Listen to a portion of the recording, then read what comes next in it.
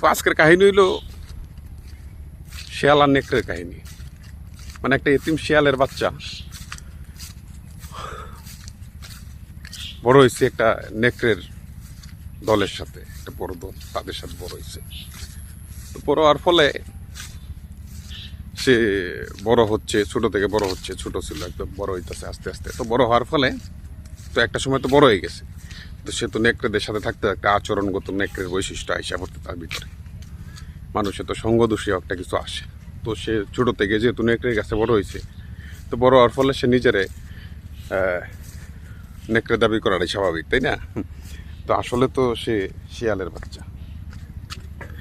তো এলো ব্যাপার। তো নেকড়ের হঠাৎ করে মনে হইলো, শিয়ালের মনে হইলো যে আমার তো মানুষ ধরে ফেলতেছে আমি যে শিয়ালের বাচ্চা। তো নিজের গায়ের মধ্যে একটু ছাইটাই বালু টালু এগুলো মাইখা নিজের নেকড়ের একটা হ্যাডম লইতেছে, নেকড়ের হ্যাডম।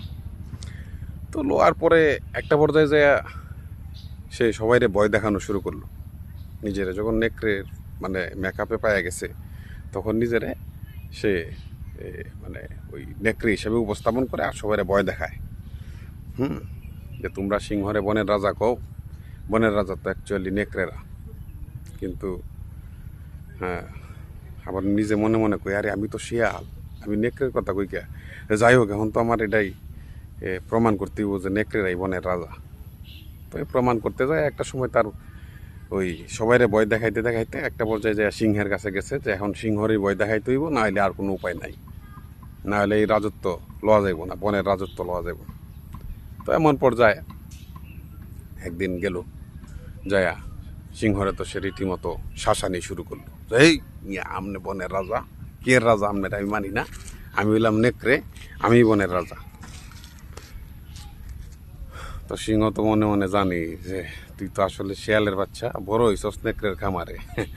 যাই হোক, এমন এক দৌড়ানি দিল লেজ গুড়াইয়া দৌড়। এই হলো ঘটনা।